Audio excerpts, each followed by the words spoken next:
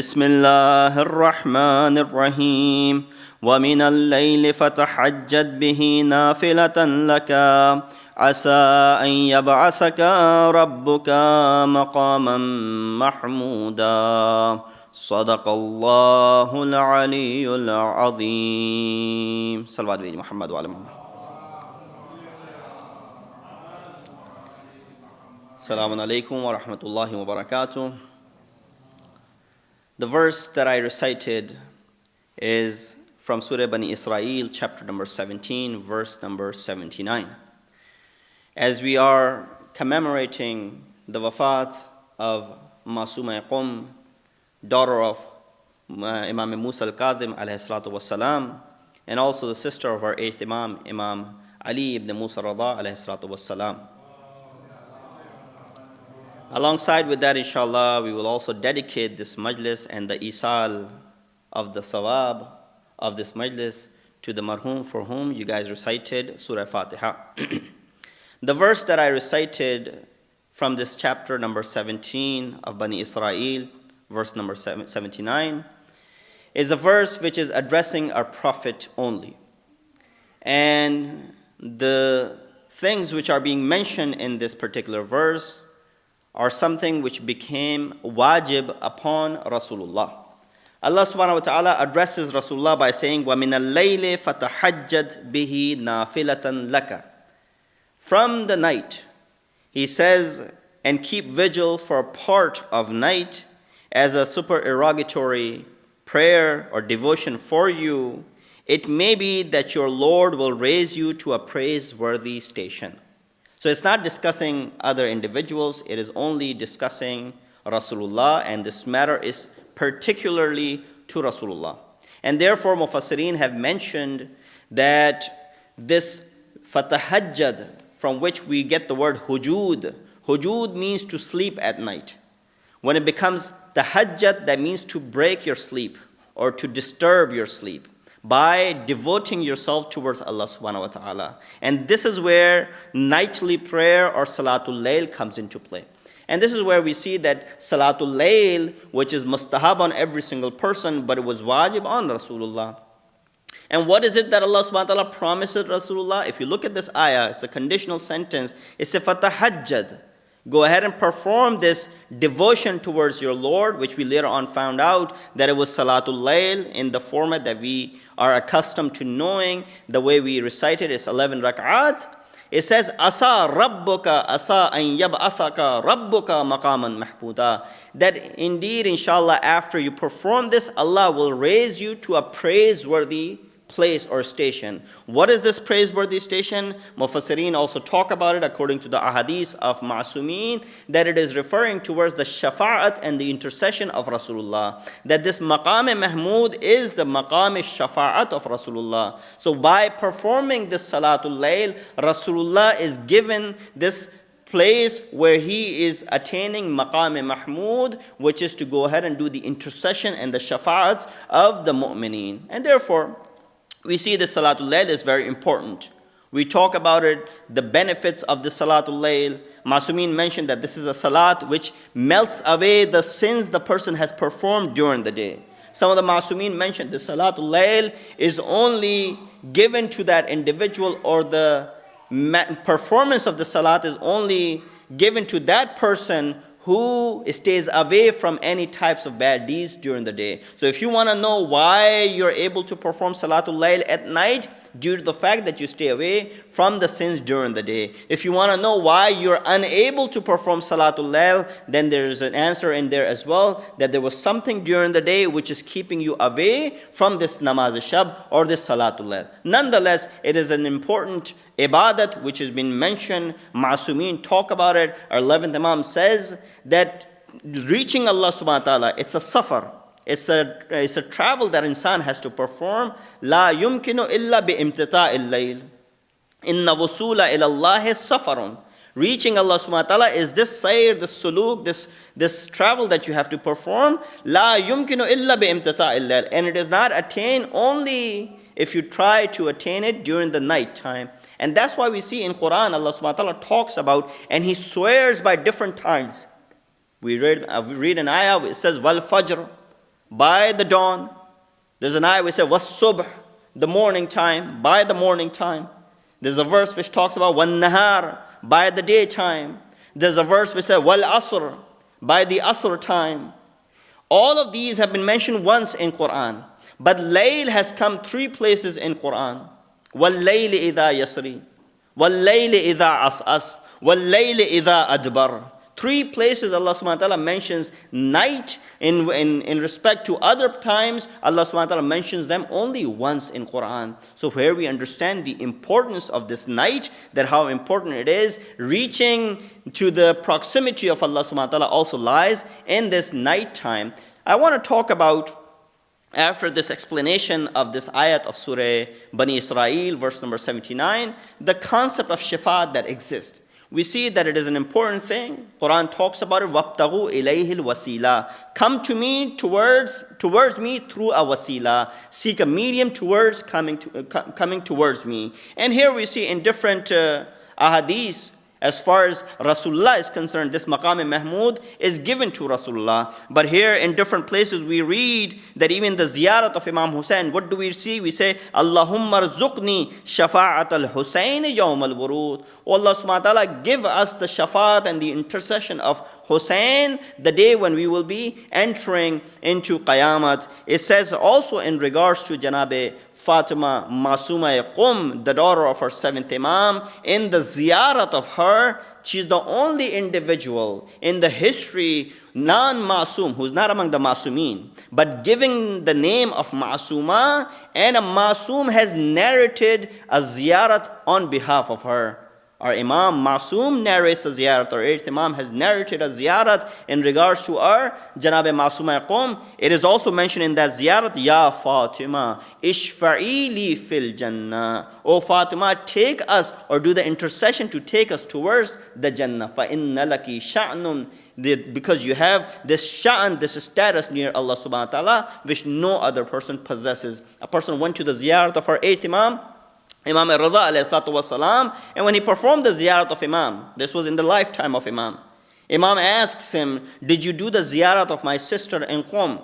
He says, yes, Mawla, before coming here, I did the ziyarat of your sister in Qum. Imam then says, well, when you go back, do the ziyarat in this way. And then Imam teaches him the words of the ziyarat, which are now manqul, as far as the ziyarat nama of Janabe Masuma-e-Qum is concerned. Today, I wanted to talk briefly in regards to some of the attributes of Janabe Masuma-e-Qum. She's a leader for all of mankind. She's the one who's given the title of Masuma. The reason is because people could see the tajalli and the manifestation of ismat into her through her mother Janabe Fatimatu Zahra. The only individual who replicated or showed the same ismat and taharat was none other than Masooma-e-Qum, the way her mother Fatima Zahra had that ismat or taharat. Here we want to look at the 5 things that especially our women can learn from the life of Janabe Masuma-e-Qum, and inshallah we'll talk about some of our masaib towards the end. I will not take too much of your time. Inshallah within the next 10 to 15 minutes we shall wrap it up. Salawat Biji Muhammad wa ali Muhammad par. She was born in the year 173 after Hijrah. So she is 25 years younger than her brother Imam al-Rida. Her father died or was martyred in the year 183. So she spent 10 years under the imamat of her father, and then the later years she spent under the imamat of her brother Imam al-Rida. Here we want to divide into 5 things where especially our ladies could learn a great deal, because there weren't many examples for the ladies. There were 12 examples among the Masumeen. There were 13 examples for the mankind, but there was only 1 example for the women as far as the Masumeen are concerned from their own gender, is Janabe Fatimatu Zahra. She is another individual who has the same status.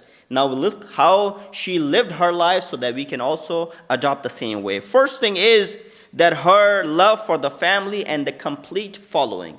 This is a scene in her lifestyle, throughout her lifestyle, the way she showed affection and love towards her family.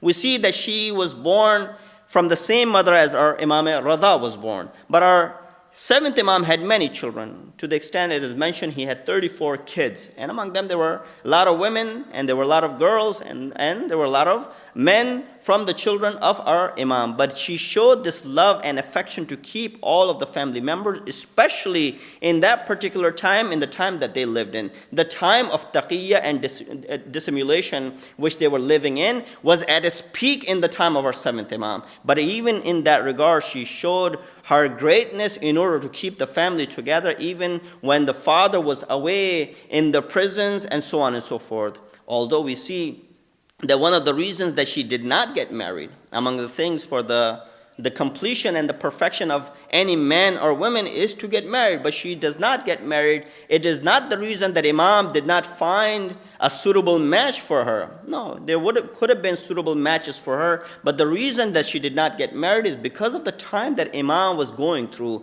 That was the time of dissimulation. That was the time of taqiyya. And in that particular time, if someone found out that you were Shia, they would kill you right away. So in order to hide the faith, people stayed away from the family of Ahlul Bayt, and that was one of the reasons why Janab Masooma-e-Qum remained unmarried. And that's why we see that the second attribute of her is that she was an alima, yek danishmand waqi'i, that she was really a muhaddisa and alima, in regards to which ma'asumeen are calling her to be an alima, a person who possesses knowledge. It is indeed a big deal. If you and I go ahead and command someone for something that they possess, it is just coming from an ordinary individual. But at one point, a masoom mentions such a thing for you. The same thing which was mentioned in regards to Janab Zainab from our fourth Imam, Imam Zainul Abidin. What did he say? Alimatun ghayr mu'allima, fahimatun ghayr mufhama. Oh my aunt, you are alima without having gone to learn anything from anyone. That was the status of Janab Zainab. The same thing is being mentioned in regards to Janab Fatima Masooma-e-Qum. Her second status, that she was a learned person, and that is the reason we see from the barakat of her knowledge that she spent 17 days in the city known as Qum. She died in that city, and today that place, because of that blessings and barakat, is the markaz and the center for the Shia theology in all over the world. That is indeed, no other place got the same attention. Najaf, you would understand, because it was the city of the gate of knowledge. Amir al-Mu'mineen was buried over there. So it is indeed obvious that knowledge will come out of that land because of the wujud of Amir al-Mu'mineen. But no other place in the world got the same recognition where knowledge would sprout out, such as Qum, because of the wujud of Janab Masooma-e-Qum for merely 17 days that she spent over there. Salawat bheji Muhammad wa ali Muhammad par. An incident where even our seventh Imam took pride in his daughter. That once a group of people came and asked certain questions to our Imam. But Imam was obviously traveling, he was not at home. That back then it wasn't easy to get or send your questions. It would take days for people to bring the questions to Imam and then get the reply back. These days it's so easy for us, yet we take it for granted. We do not seek knowledge, although it becomes so easy. Back then people had to travel long distances to see the Imam and then get the answers from them. So therefore, these people had come a long way. They come to Medina, they knock on the door of Imam. They see that Imam is traveling, he's not at home. They say, well, we had come a long distance to ask him some questions. I guess they'll remain unanswered. The lady who had answered the door, she said, leave your questions with me and come back and collect them during the afternoon or evening time. They give her the questions, they leave, they come back and they collect the answers, and then they go home. They were excited that they got their questions answered, but they did not know who answered them. But still they were excited that they got their questions answered, although they did not see Imam. On the way out, they ran into Imam while they were exiting Medina. Imam was coming in, they were leaving. On the way out, they ran into Imam and they said, Imam, it was deemed that we should go ahead and do your ziyarat, but we did not find you in your house. We had a few questions, but someone in your household answered them. And presumably it was your daughter who had given these answers. Imam said, give me the answers. Imam looks at those answers, and after seeing the reply to all of the questions that these people had, Imam said, may her father be sacrificed over her. May the father, Fidaish, be sacrificed over the daughter, the way she had answered all of those questions and the way the answers were correct, how Imam would have answered. So Imam praises his daughter in this regard, even though these masail fiqhi wa ghayr fiqhi, which these people had brought in, she answered them, every single one of them. Imam was taking pride in the way she had replied these. Salawat biji Muhammad wa ali Muhammad. So knowledge is something which we should learn from the life of Janab Masooma-e-Qum to excel, to exceed in knowledge, and it should not be that women stay away from attaining this knowledge. Rasulullah mentions many ahadith, and we know in regards to how knowledge is important and a wajib action for the life of every individual. Third thing is the shuja'at and the bravery of Janab Masooma-e-Qum. The way we saw the bravery of Janab Zainab in Kufa and in Sham, we see the bravery of Janab Masooma-e-Qum in the vicinity of Medina and through her travel that she took on while she was going to see her brother Imam Radha. That we see that this bravery which is running into the blood of Ahlul Bayt, even with the presence of Harun, such a tyrannical leader or the ruler of the time, and the Abbasids as well as the Umayyads who had preceded him, also banned the narration of ahadith. He was also some of those people that had banned the narration of ahadith of Rasulullah. Janab Masooma-e-Qum, even in those difficult times, kept on narrating the ahadith, and it was indeed a big deal at that time, and it was of a bravery that she portrayed, because even the hadith says it is not bravery to speak and give wa'az to those people who are your family members, but speaking up against Zalim and Jabir and those who are the tyrant leaders is indeed a matter of courage, which Janab Masooma-e-Qum had performed in her life. I'll go through this quickly.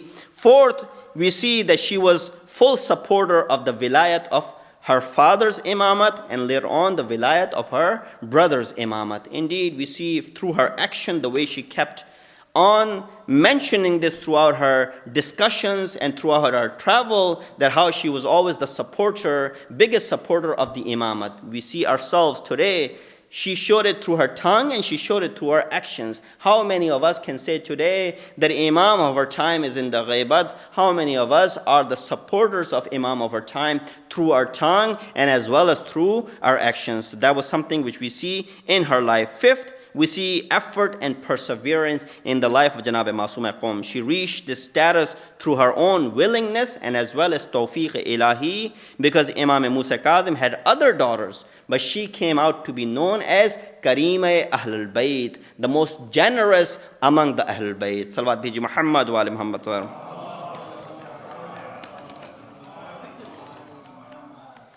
And at this point, I want to just mention very briefly some of the ahadith that we have received from Masumeen in regards to the Janab Masooma-e-Qum. We see that Imam Radha himself has said on many occasions, he says, Man zara al-Masooma-e-Qum kaman zarani. The one who visits my sister in Qum as if he has done my ziyarat. Ziyarat of Imam Radha, which is mentioned that the ziyarat of Imam Radha is equal to the ziyarat of Arsh Ilahi. Some riwayat have mentioned to that extent. And then on top of that, Imam Radha is saying, the one who visits me as if he has visited my sister. And then the hadith which I had mentioned before, the one who comes for my ziyarat but does not perform the ziyarat of my sister as if he has not performed my ziyarat. So there's something which lies in the ziyarat of Janab Masooma-e-Qum. What is it? Inshallah, we'll figure that out. We'll see that in the ahadith, our sixth Imam, Imam Ja'far as-Sadiq alayhi salatu wasalam, has mentioned, and here you'll understand the importance why Imam kept on mentioning so many attributes and mentioning so many benefits of the ziyarat of Masooma-e-Qum. What's the benefit? Our sixth Imam says, remember that Allah subhanahu wa ta'ala has haram, which is Baytul Haram in Mecca. Rasulullah has a haram, which is in Medina. Amir al-Mu'mineen has a haram on this earth, which is in Kufa. He said, let it be known, the sons of Ali, after him and after me, we have a haram as well, and that is in Qum. These are the words of our sixth Imam. He said, although Imam Hussein is buried in Karbala, although Imam Zainul Abidin is buried in Medina, although Imam Hassan is buried in Medina, Imam Baqir and Imam Ja'far Sadiq are buried in Medina, Although Musa Kazim is buried in Kazimain, all the other Masumeen are buried in these different locations. Imam Rada is buried in Mashhad. We are all buried in different places, but our haram on this face of the earth is the place where Masooma-e-Qum is buried, and that is Qum. So we see from here that Masumeen, especially our sixth Imam, is calling that to be his haram and the haram of all the other Masumeen who do not have a haram. And here we understand the magnanimity and the exalted place of Janab Masooma-e-Qum as far as this hadith is concerned. Salawat biji Muhammad wa ali Muhammad. Imam says the paradise has 8 doors. 3 of those doors open towards the Qum, towards the city of Qum. 8 doors that paradise possesses, 3 are opening towards Qum, and that is all because of the wujud of Janab Masooma-e-Qum in that particular city. He says at the end, تُقْبَضُ فِيهَا إِمْرَةٌ, a lady will die in that land, min wuldi, from my children, wa ismuha Fatima bint Musa. Her name is Fatima, daughter of Musa. تَدْخُلُ بِشَفَاعَتِهَا الشِّيعَةِ الْجَنَّةِ بِأَجْمَعِهِمْ. Because of her intercession, all of my Shia will enter paradise. The only place in regards to only person which Masoom mentions that ajma'ihim. Look at the words, the Imam says ajma'ihim. All of them will enter the paradise due to the maqam and the manzilat of Janab Masooma-e-Qum as far as she's concerned. Why did she come to Qum? Here we need to understand why did she come to Qum. Well, when our 8th Imam went after the demise of Harun in the year 193. And the battle between the 2 children of Harun took place, where eventually one was triumphant, that he saw that the only threat that exists for his government is the wujud of Imam Rada. And therefore he summons Imam Rada towards Marv. We talked about the life of Imam, we're not going to go into those details.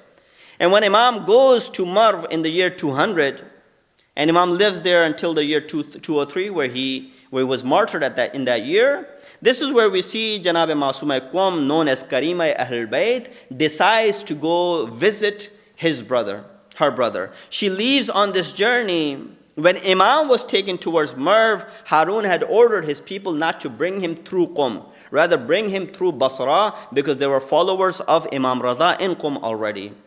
But when Masooma-e-Qum is traveling to go towards Marv or towards Mashhad present day or Tus, she went towards the way which passed towards from Qum. And when she was passing by this place known as Saveh, which is close vicinity of Qum, she fell sick. Some people mention that she was poisoned at that point and she could not continue the travel. And this is where she asked, how far is Qum from here? They said it's not too far away. So she was brought into the city of Qum, and she only lived there for 17 days until she died, and Imam himself came to perform the last rites of Janab Masooma-e-Qum. We see she lived a life, she was only 28 years old at the time of her wafat. But she reached a level where she was known as Karima Ahlul Bayt. She reached a level where Masumeen are mentioning that whoever does her ziyarat as if he has done our ziyarat. Her haram is known to be the haram of all the remaining Masumeen aside from Rasulullah and Amirul Mu'mineen. This is the status that this lady has gotten. And here we see that when she's coming to do the ziyarat of our Imam, I'm going to say, oh lady, that yes, you were Masooma and you were Mazluma on your way that you were going to do the ziyarat of Imam Masoom, but it is better that you did not do the ziyarat of your brother. Why? If you had done the ziyarat of your brother, it would have really hurt you. It would have really harmed you. You remained by not seeing it was better for you. Just remember the musibat of your Jad. Just remember the musibat of Janab Zainab, that she was present over there in Karbala and she could do the ziyarat of Imam Hussein, but she could not do anything to help him. We see that, oh Masooma-e-Qum, yes, you traveled long distance to go see Imam, but look at Janab Zainab is present over there. Imam Sajjad is present over there in Karbala, but he's unable to do the ziyarat of Imam Hussein at that time. Yes, your brother died from the poison that he was given, but he was given the way he was given this burial we see in his life. But look at the mazlumiyat of Imam Hussein, that at that time time you were able to receive, your brother was able to receive the janazah, but Imam Hussein did not receive a proper janazah. Imam Sajjad is mawjood over there. Janab Zainab is mawjood over there. The last moments of the life of Imam Hussein, that Imam Hussein was killed and martyred, and Shimr is sitting on the chest of Imam and wants to detach the head of Imam from the body of Imam Hussein. This is where Janab Zainab comes on the place known as Tilla Zainabiyya. It is good that you did not see your brother die the way Janab Zainab saw the beheading of the head of Imam Hussein alayhi salatu wassalam. Ala lanatullah al-qawm al-zalimin. وَسَيَعْلَمُ الَّذِينَ ظَلَمُوا أَيَّ مُنْقَلِبٍ يَنْقَلِبُونَ.